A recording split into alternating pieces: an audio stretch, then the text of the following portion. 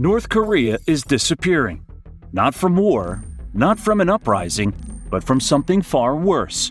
A slow-motion collapse that even Kim Jong-un can't control. The cracks are showing. And you won't believe what will truly erase North Korea from the map. On December 5, 2023, the world saw something no one expected. Kim Jong-un, one of the most ruthless dictators alive, on the verge of tears. Speaking to a room full of mothers in Pyongyang, he begged North Korean women to have more children. A dictator doesn't do that unless something is very, very wrong. Behind North Korea's closed borders, the truth is even darker than it seems. The country is facing a population collapse so severe that experts believe it could wipe North Korea off the map, not in 100 years, but in our lifetime. And it's not just about birth rates. The military is shrinking. The economy is failing. Even North Korea's nuclear program is at risk. So what's really happening inside the world's most secretive state? And what happens when a nuclear-armed dictatorship starts to fall apart? Let's find out. This wasn't just a one-time moment of weakness. On January 1, 2024, Kim Jong-un officially declared North Korea's declining birth rate a national emergency. According to South Korean intelligence reports cited by Yonhap news agency, he made population growth a top national priority for 2024, placing it right alongside his nuclear weapons program. Let that sink in. For years, North Korean propaganda has been all about strength, weapons, and crushing enemies. Now, the regime's own state newspaper, Rodong Sinmun, is publishing weekly articles on birth rates, calling population growth vital for the revolutionary cause. Why the sudden panic? Because the countdown to North Korea's disappearance has already begun. According to the UN Population Division's 2023 data, North Korea's fertility rate has dropped to 1.79 births per woman, far below the 2.1 needed to sustain a stable population. The CIA's 2024 World Factbook backs this up, confirming that every year, more North Koreans are dying than being born, and it's only getting worse. March 2024 projections from the Lowy Institute predict that by 2034, North Korea's population will begin an irreversible decline. By 2050, the UN Demographics Unit estimates its working-age population will shrink by 20%. By 2100, based on Population Research Bureau models, North Korea could lose half its people. And it's not just North Korea. The entire region is suffering from a demographic collapse. South Korea's birth rate? 0.75, one of the lowest in the world, according to official South Korean statistics from February 2024. Japan? 1.2, based on 2023 data from the Japanese Ministry of Health. China? 1.7, according to a January 2024 report from China's National Bureau of Statistics, which also confirmed consecutive population declines in 2022 and 2023. The first time China's population has shrunk since the Great Famine of 1959 to 1961. But here's the difference. South Korea, Japan, and China can compensate. They have technology, automation, and immigration.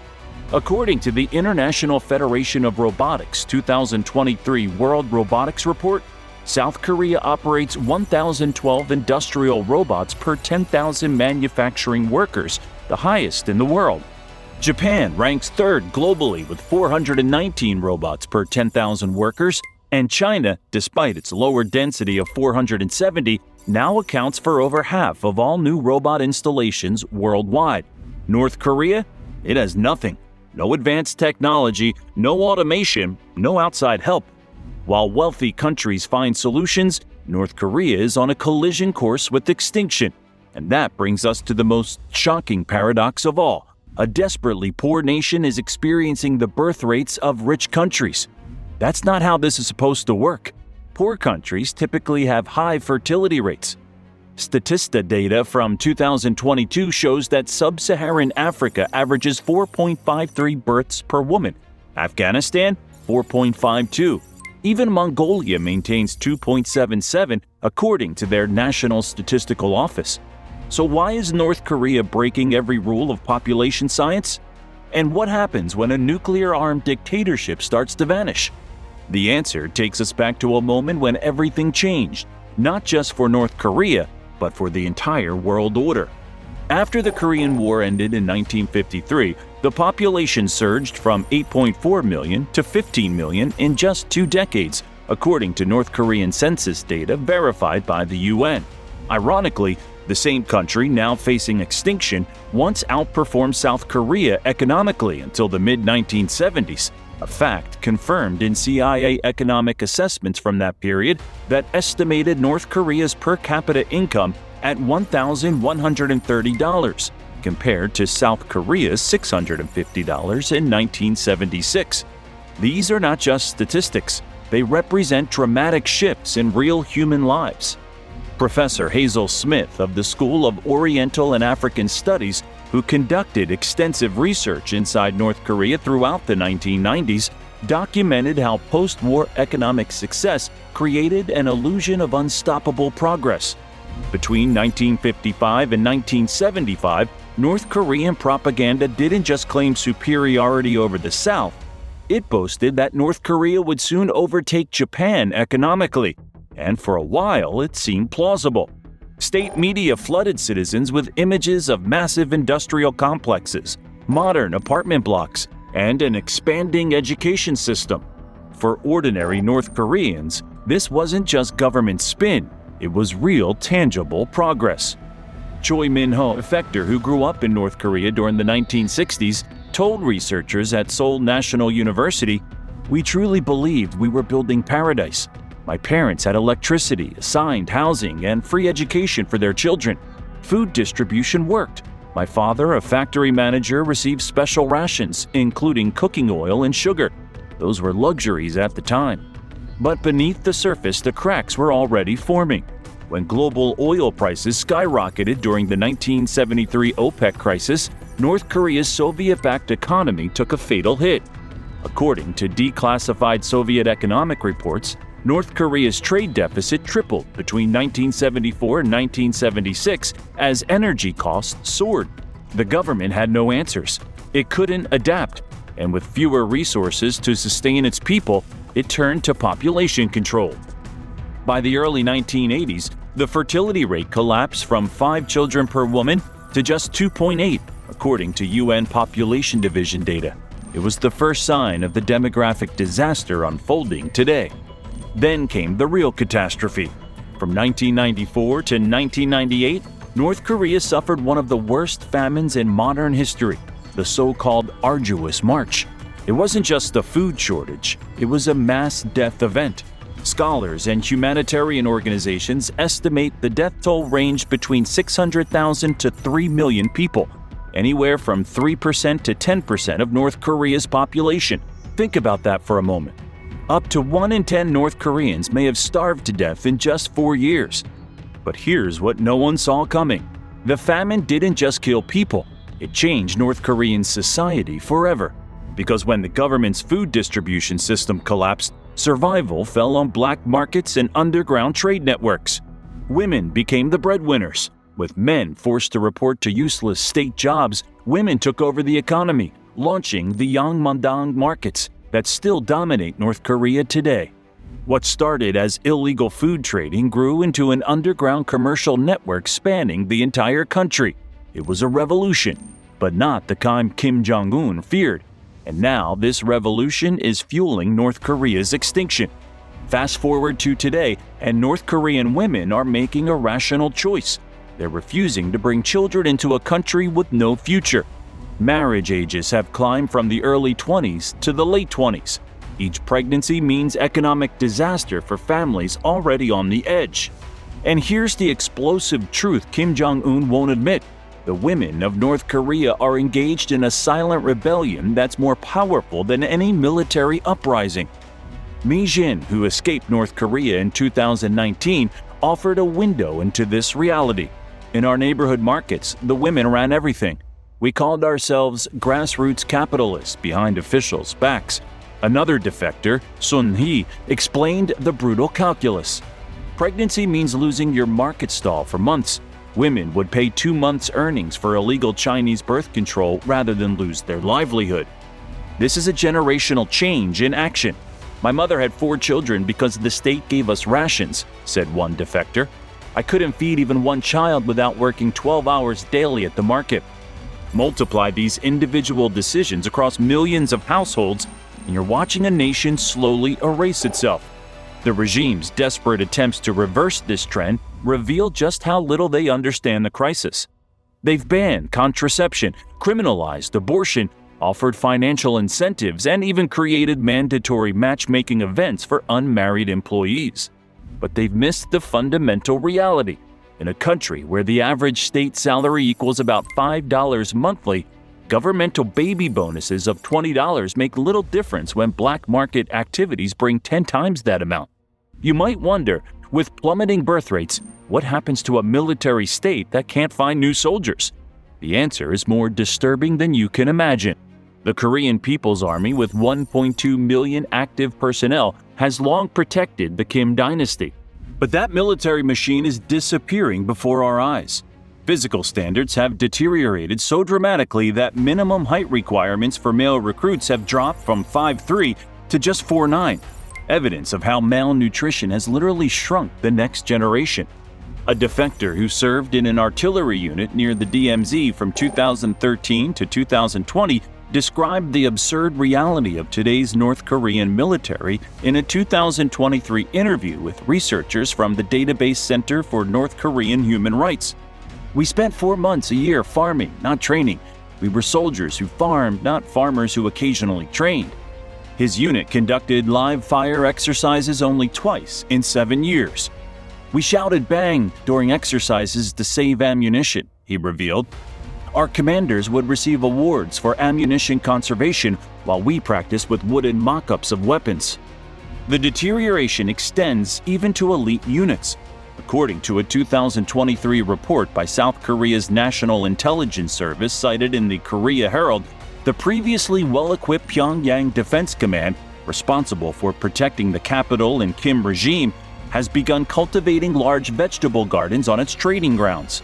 Satellite imagery analyzed by NK News in January 2024 confirmed extensive agricultural activity on what were previously parade grounds and artillery practice ranges. But here's a nightmare scenario keeping Pentagon officials awake at night. What happens to North Korea's nuclear weapons when the country can no longer maintain them? Even North Korea's prized nuclear program faces a personnel crisis. The specialized scientists needed for missile development requires years of advanced training. As the educated population shrinks, finding qualified candidates becomes impossible. According to a March 2023 report from the James Martin Center for Non-Proliferation Studies, North Korea has begun recruiting teenagers with mathematical aptitude from special science schools for accelerated training, a desperate measure to maintain the weapons program as the country depopulates. The physical transformation of North Korea is becoming visible through satellite analysis. Research organizations like 38 North and NK News regularly publish imagery showing changes in population patterns, particularly in rural areas. Their analysis have documented declining agricultural activity in some regions and the apparent abandonment of smaller settlements as people migrate to larger population centers. Reports from defectors and aid workers who have visited the country suggest that rural schools in some regions have closed due to insufficient students, with remaining children traveling longer distances to consolidated facilities. The Seoul-based Daily NK, which maintains sources inside North Korea, has reported on population shifts from rural to urban areas, particularly among younger North Koreans seeking economic opportunities. But while other aging nations adapt through technology, North Korea faces a unique disadvantage that's accelerating its decline. It's one that will shock you when you understand its full implications. What separates North Korea from other aging nations is its technological isolation. While Japan and South Korea offset demographic decline through automation, North Korea remains largely disconnected from modern technology. According to South Korea's Ministry of Unification's 2023 report on the North Korean economy, manufacturing productivity per worker in North Korea is estimated at just 4% of South Korea's level. The vast majority of factories operate with machinery dating from the 1970s and 1980s, much of it originally imported from the Soviet Union or China. The digital divide with the outside world is equally stark.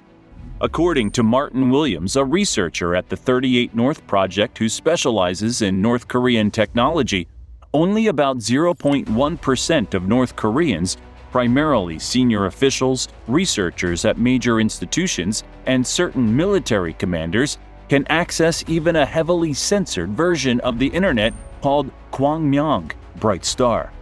This closed national intranet, documented in a 2024 report by the Committee for Human Rights in North Korea, contains only government-approved content primarily consisting of scientific papers, propaganda, and educational materials that have been manually reviewed and approved. The vast majority of North Koreans have never seen a real web page or sent an email.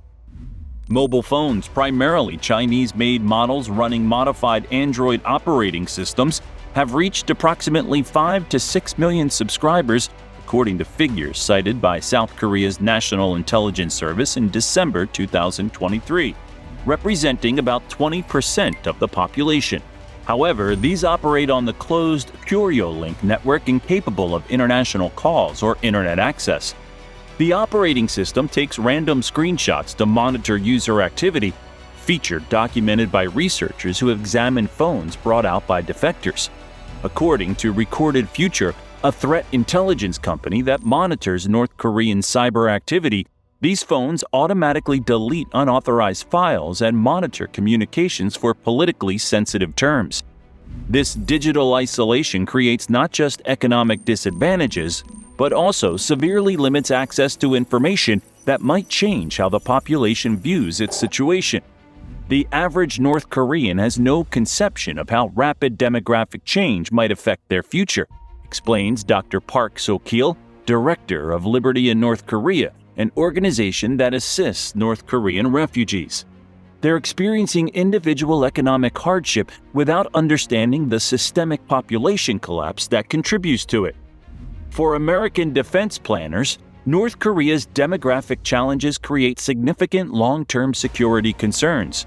Pentagon and State Department officials have acknowledged in various public statements that a demographically weakened North Korea would become increasingly unstable. The U.S. Department of Defense regularly conducts exercises that include scenarios involving instability on the Korean Peninsula, as mentioned in unclassified portions of defense planning documents. Security experts widely recognize that one of the most serious challenges in any North Korean instability scenario would be securing nuclear weapons and materials. While specific operational details remain classified, numerous policy experts from institutions like the RAND Corporation and the Center for Strategic and International Studies have published analysis suggesting that securing North Korea's nuclear infrastructure would require substantial military resources deployed rapidly. The fundamental challenge involves intelligence limitations. While satellite imagery and other open-source intelligence can identify major declared nuclear facilities, like the Yongbyon Nuclear Scientific Research Center, security experts acknowledge that North Korea likely maintains concealed facilities that would be difficult to locate during a crisis. In congressional testimony and public statements, intelligence officials have regularly noted significant gaps in understanding the full extent of North Korea's nuclear program. But nuclear weapons aren't the only threat from a collapsing North Korea. Something equally dangerous lurks beneath the surface, a threat that could reach into your pocket or bank account without warning. The country's elite hacking units, responsible for breaches at Sony Pictures and banking systems worldwide, represent some of its most valuable human capital. As the regime grows desperate, these cyber warriors could be unleashed against Western infrastructure or sell their skills to the highest bidder. The humanitarian crisis would be equally catastrophic. International organizations project that up to 3 million North Koreans might flee during a severe governance failure. China, already struggling with its own demographic challenges, has strengthened border defenses specifically to prevent refugee flows. South Korea would face economic shock, absorbing millions of impoverished North Koreans. For global markets, this represents an underappreciated time bomb.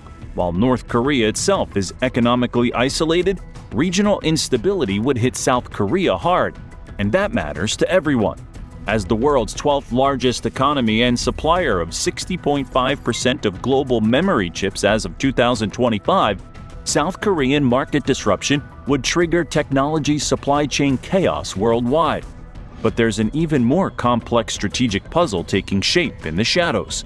China, North Korea, and Taiwan are connected in ways few people understand, and the consequences could reshape global security for decades to come. What's even more concerning is how North Korea's demographic collapse intersects with Taiwan's security. U.S. defense officials warn that China watches America's response to North Korea as a test case for Taiwan. A classified Pentagon report leaked to the Washington Post revealed that Chinese military planners explicitly reference American response thresholds in Korea when planning Taiwan scenarios. The connection between Taiwan and North Korea has become increasingly explicit in diplomatic and military planning circles. During the February 2023 closed-door Shangri-La Dialogue in Singapore, a Track 1.5 security forum bringing together officials and academics, a senior retired Chinese military officer reportedly stated, "America's appetite for Asian security crises can be measured by its Korean policy." Though Beijing officially denied this statement when it leaked to the Financial Times, subsequent statements from Chinese Foreign Ministry spokespeople have reinforced similar themes.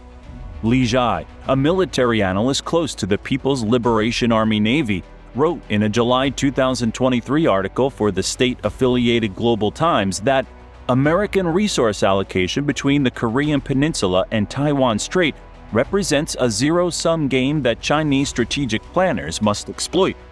The article was later removed from the website but had already been reprinted in several other Chinese publications. A classified Pentagon report prepared for Congress in September 2023, portions of which were declassified in early 2024, revealed that Chinese military planners explicitly reference American response thresholds in Korea when discussing Taiwan contingency planning. According to testimony from Assistant Secretary of Defense for Indo-Pacific Security Affairs Eli Ratner before the Senate Armed Services Committee on February 14, 2024, we have clear intelligence indicating PLA officers view American commitment on the Korean Peninsula as a benchmark for potential Taiwan scenarios. Japan further complicates this strategic puzzle. Japanese defense white papers now explicitly link North Korean instability and Taiwan security as interconnected challenges requiring coordinated responses. Each nation in this complex web is preparing for the inevitable, North Korea's demographic implosion. But there's a wild card that could make everything worse: North Korea's mineral wealth. The country sits on an estimated $10 trillion in untapped resources, including the world's second-largest magnesite reserves and rare earth minerals essential for modern technology. These deposits, currently underutilized, would become the focus of intense competition in any collapse scenario. North Korea's relationship with China adds another layer of complexity. According to trade data compiled by the Observatory of Economic Complexity and the United Nations, China accounts for more than 90% of North Korea's official international trade. This economic dependency has grown more pronounced under international sanctions. Reports from various economic analysts and satellite imagery suggest Chinese companies maintain significant interest in North Korean natural resources. North Korea possesses substantial mineral deposits including coal, iron ore, zinc, and rare earth elements, resources with significant geopolitical and economic value. According to the U.S. Geological Survey and South Korean government assessments, these untapped resources could be worth hundreds of billions of dollars.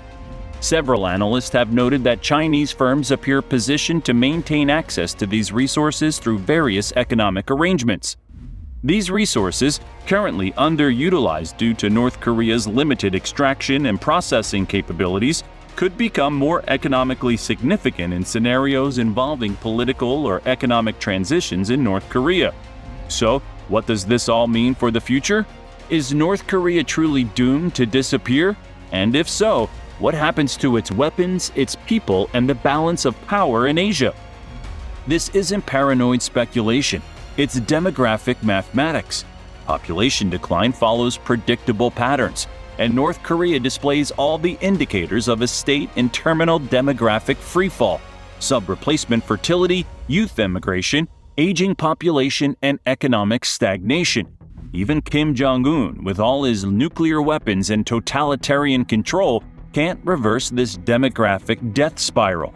He can cry on national television, he can beg, he can threaten, but he can't force women to have children they can't afford to feed. And that's perhaps the most powerful lesson from North Korea's coming erasure. Even the most oppressive regimes ultimately face biological and economic realities they cannot control. A country where women choose not to have children is a country with no future. Kim Jong-un has spent his entire rule focused on nuclear weapons as the key to regime survival. But the real existential threat wasn't from external invasion. It was the demographic time bomb ticking within its own borders. North Korea won't vanish overnight. The process will be gradual, marked by increasing instability, economic deterioration, and territorial contraction. But the trajectory is clear and increasingly irreversible. A country that once threatened the world with nuclear apocalypse now faces a different kind of extinction, not with a bang, but with the quiet absence of children's laughter. So what do you think? Will Kim Jong-un find a way to reverse this demographic death spiral? Or are we witnessing the beginning of North Korea's erasure from the map? Let us know what you think in the comments below, and don't forget to check out our video, China's Collapse into Poverty is Worse Than You Think, and subscribe to our channel for more great content. Thanks for watching.